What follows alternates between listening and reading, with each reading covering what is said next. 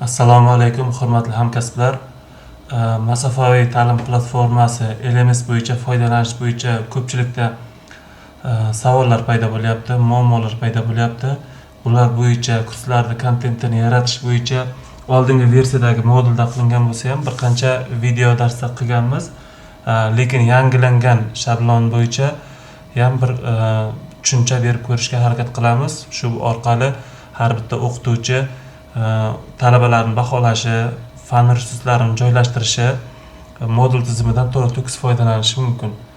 Biz mt.tkt.uz saytiga kirganimizda quyidagicha ochiladi.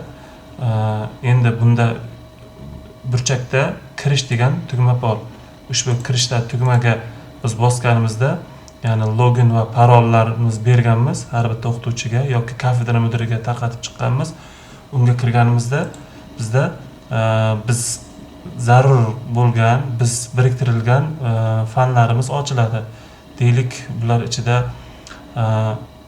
turli xil fanlarimiz bo'lishi mumkindir. Bularni qarab oladigan bo'lsak, bu qabul qilingan yiliga qarab, fan nomiga qarab bir qancha ajratib chiqqanmiz. Hozir sizlar bilan biz fan resurslarini qanaqa joylashtirish bo'yicha namunalarni bir-bir ko'rib o'tamiz. Deylik, bizda ma'lumotlar bazasi degan fan berilgan bo'lsin. Uning ichiga kirganimizda quyidagicha ko'rinishga ega bo'ladi. Ya'ni bizda chap tomonda mavzularni joylashgan navigator qismi, odatda buni o'rniga mana bu yangi haftaliklar bo'yicha yoki mavzu nomlari bo'yicha umumiy nomlangan 8 ta yoki 9 ta mavzulardan iborat bo'ladi. Va ushbu joyda biz resurslarimizni joylashtirib chiqishimiz kerak. Bu hozirgi tahrirlab bo'lmaydigan rejimda turibdi. Hech qanaqangi qalamcha belgisi yo'q, hech qanaqangi belgilar mavjud emas. Biz ushbu joyning o'ziga ma'lumotlarimizni joylashtirishimiz mumkin, resurslarni joylashtirishimiz mumkin. Tahrirlash rejimini yoqish uchun o'ng tomonda yuqori qismda tahrirlash belgisini yoqib qo'yishimiz kerak. Mana bizda shunda har bitta mavzular bo'yicha qalamcha belgilari paydo bo'ladi. Tavsiya qilaman shu joyda birinchi boshidagi mana bu e'lonlar qismida yoki shunaqa ko'rishdagi elementlarimizda o'quv me'yoriy hujjatlarimizni joylashtirishni tavsiya qilaman. Yozib qo'yamiz. Kirish o'quv me'yoriy hujjatlar deb qo'yadigan bo'lsak, bunda zarur bo'ladigan o'quv me'yoriy hujjatlar, o'quv dasturlari, sillabuslar, foydalanadigan adabiyotlarga havolalar, Zoomda dars o'tadigan bo'lsak, Zoom havolalarini yoki boshqa bir talabalarga aytishimiz mumkin e'lonlarimizni, forumlarni shu joyga joylashtirishimiz mumkin. Biz har bitta qismlarimizda har bitta mavzular deb oladigan bo'lsak yoki alohida bitta modul sifat qilib ochadigan bo'lsak, shuning o'ziga biror bir faoliyatni yoki resursni qo'yishimiz mumkin. Deylik, bizda birinchi navbatda qanaqa narsalar qo'shishimiz mumkin? Resurs qo'shishni bosadigan bo'lsak, faoliyat yoki resurs turlari ochiladi. Ya'ni qanaqandir leksiya ko'rishdagi ma'lumotlar, qanaqandir bir papka joylashtirishimiz mumkin agar foydalanadigan adabiyotlarni qo'shmoqchi bo'lsak. Talaba o'rtasidagi forumlarimiz bo'lishi mumkin, glossariy, bundan tashqari skorum paketlarimiz bor, kommentariy beruvchi, qanaqandir bir biblioteka sifatida ochib olishimiz mumkin, ma'lumotlar bazasini bog'lashimiz mumkin, veb sahifa qo'shishimiz mumkin, fan fayl resurslarini qo'shishimiz mumkin, giper havolalar qo'shishimiz mumkin, topshiriqlar, testlarni yaratishimiz mumkin. O'zimizning tajribamizdan kelib chiqadigan bo'lsak, bizda hozirgi holatimizda, birlamchi holatimizda tavsiya qilamiz, odatda mana bu resurs bo'limi yordamida fan biriktirib olishi va topshiriq yordamida biz amaliy topshiriqni, seminar yoki laboratoriyalarni topshiriqimizni berishimiz mumkin. Mana bu URL orqali esa biz har haftada bo'ladigan, doimiy o'zgarmaydigan Zoom havolamizni biriktirishimiz mumkin. Keyin qolgan resurs elementlarini esa bosqichma-bosqich qo'shib borishimiz mumkin. Bizda resurslarni joylashtirish juda ham oson, juda ham qulay. Buni ikki xil yo'li bor. Deylik, mana bu joyga bitta fan dasturi ko'rishdagi biror bir faylni biriktirmoqchiman. Buni biriktirish uchun aytganimdek, resursga kirib, resursga nom berishimiz, unga faylni tanlashimiz mumkin. qanaqandir ko'rinishlari yoki boshqa sozlamalarni qilishimiz mumkin. Undan ham bitta oson yo'li bor. Deylik bizda bor deylik, mana bu ko'rishdagi fayl. Fan dasturi ko'rishdagi narsa deylik hozirgi holatda. Shunchaki drag and drop ko'rishda qilib olib borib tashlasak, mana bu joyda bizda faylimiz yuklanadi. Shunchaki faylni o'zimizni papkada olib boramiz. Mishkani qo'ymasdan turib, sichqonchani qo'ymasdan turib, o'sha zaruriy papkaga shunday olib borib qo'ysak, PDF, Word fayllarimiz yoki boshqa bir turdagi fayllarimiz avtomatik tarzda tushadi. Keyin ustida qalamcha belgisi bilan ushbu resursni ustidan nomini o'zgartirishimiz mumkin. Bunda enter deb bossak nomi o'zgaradi, esc deb bossa esa o'z holatiga qaytadi. Demak, mana shu joyimizda biz syllabus, fan dasturlari, foydalanayotgan adabiyotlarimiz yoki deylik shunga fanga taalluqli bo'ladigan zarur o'quv me'yoriy hujjatlarini joylashtirishimiz mumkin. Keyin birinchi mavzumuzdagi birinchi darsimizda prezentatsiyasi, ma'ruzalar matni, amaliy bo'yicha qanaqandir topshiriqlarimiz, qo'shimcha mustaqil ta'limlar uchun resurslarimizni shu tarzda olib kelib joylashtirishimiz mumkin. Topshiriqqa keladigan bo'lsak, endi mana bu joyda tayyor topshiriqlarimiz bor. Buni ustidan bosadigan bo'lsak, mana bu topshiriq elementimiz bor. Bu topshiriq elementimizda biror bir fayl yuklashimiz yoki fayl yuklamagan holatda biror bir yozma ko'rishda biror bir narsani belgilashimiz mumkin. Mana buni bosib bitta topshiriq belgisini bosamiz.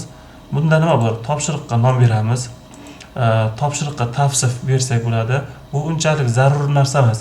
Ya'ni biz asosiy majburiy bo'lgan maydonlarni to'ldirsak yetadi.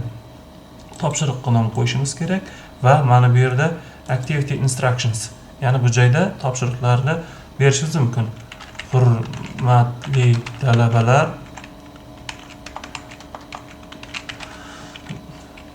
biriktirilgan fayldagi topshiriqni bajarib yuklang. Ko'rishda yozishimiz mumkin yoki biror boshqa bir ko'rishdagi instruksiya berishimiz mumkin, variantlar taqdim qilishimiz mumkin va qo'shimcha fayllarni esa mana bu joydan biriktirsak bo'ladi. Ya'ni bu joyda ustida olib borib turib bog'lashimiz mumkin. Bizim o'zimizdagi kompyuterimizdagi fayllar ochadi yoki boya eskitgan holatimizdagi ko'rishga keltira olamiz. Deylik, ikkinchi amaliy mashg'ulot ko'rishdagi faylni olib borib shunchaki qo'ysak, avtomatik tarzda o'zi topshiriq fayli bunga biriktirib qolinadi. Keyin biz talabalarga imkoniyatlar berishimiz, qachondan ruxsat berishimiz kerak, qabul qilishning oxirgi muddat sanasi, baholanishlarni o'qituvchiga eslatish, ko'rishdagilarni biz o'zgartirib, tafsillab qo'yishimiz mumkin. Keyin taqdim etadigan talabalar tomonidan taqdim etadigan hujjatlar turlari. Bular ikki xil holati bor. Onlayn tekst ko'rishda bo'lsa, unda fayl yuklash majburiy emas. Talabalar o'sha bo'sh maydonga o'zini javoblarini biriktirishimiz mumkin yoki fayl biriktirishi mumkin. Endi yoki ikkalasini ham belgilab qo'ysa mumkin. Agar onlayn tekst ko'rishda fayl shart emas bo'lsa, mana bu joyga so'zlar soniga cheklov qo'yishimiz mumkin. Deylik, maksimum 300 ta so'z, maksimum 250 ta so'z va hokazo. Yoki shunchaki faylni o'zini birlashtiramiz desak, buni qo'yishimiz mumkin. Yuklanadigan fayllarning maksimum sonini belgilashimiz mumkin. Talabalar tomonidan nechta fayl yuklanishga ruxsat etiladi. Tavsiya qilaman o'sha joyda ko'pincha bitta faylda yoki ikkita faylda yuklashni tavsiya qilaman. Va biriktiriladigan fayllarni umumiy maksimum hajmi belgilashimiz mumkin va ruxsat etilgan fayl turlari. Ruxsat etilgan fayl turlarini ochadigan bo'lsak, bir qancha fayllar turlari ochiladi. Arxiv fayl, ya'ni RAR, zip va boshqa, audio fayl, web fayllar, video fayl, ya'ni rasm ko'rishdagi formatlar, multimedia potoklari, undan tashqari prezentatsiya ko'rishdagi fayllar, elektron jadvallar, hujjat fayllari, doc fayllarimiz yoki boshqa bir turdagi fayllarni qilishimiz mumkin. Yoki qanaqangidir bir hamma turdagini qabul qilishni qilsangiz, shunchaki yulduzcha belgisini qo'ysak, o'zi avtomatik tarzda все tip, ya'ni hamma turdagi fayllarni o'zida qabul qiladi. Fikr mulohazalar. yoki bo'lsa bu kimdadir ruscha yoki o'zbekcha yoki inglizcha bo'lsa hammada har xil chiqishi mumkin. Bu joy uncha muhim emas.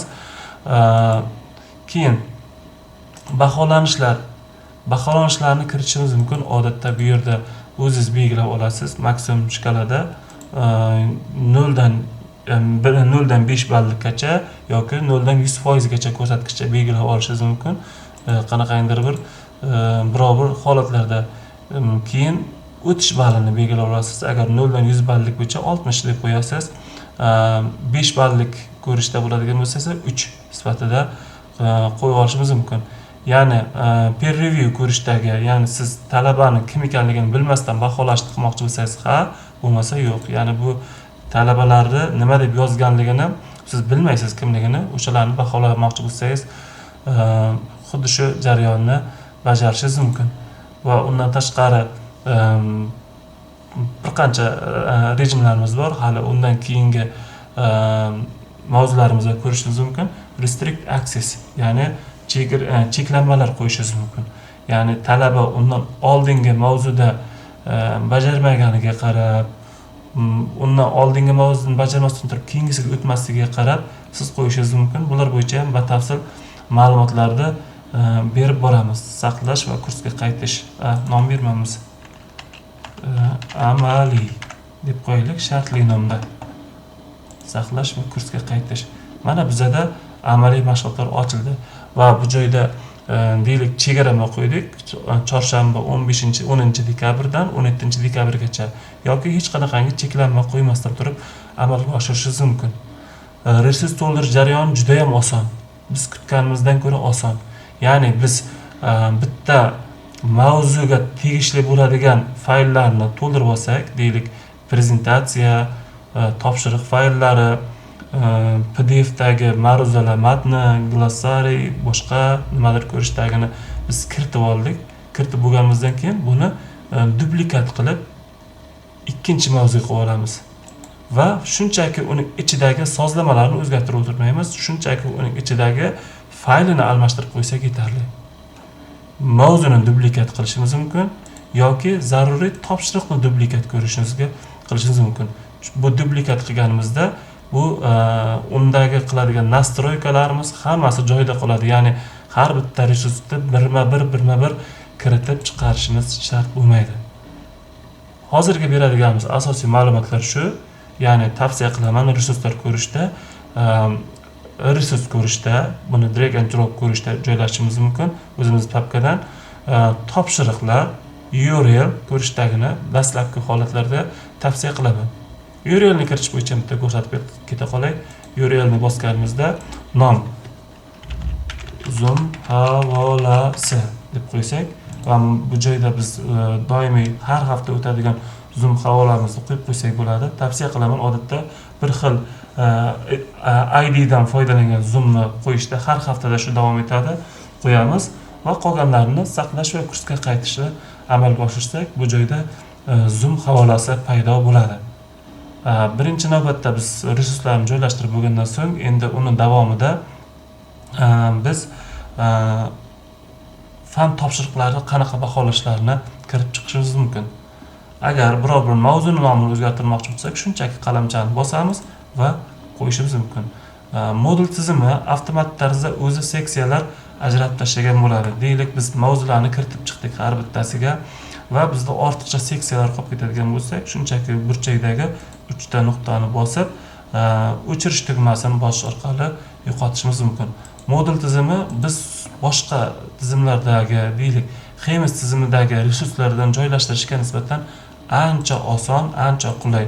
Chunki bu Hemis tizimi ko'proq akademik faoliyatimizni, o'quv jarayonlarini, faoliyatlarini boshqarishga qaratilgan bo'lsa, LMS tizimi esa talabalarni fanlar bo'yicha masofaviy o'zlashtirilishiga qaratilgan maxsus dasturiy majmuadir. Rahmat hammaga.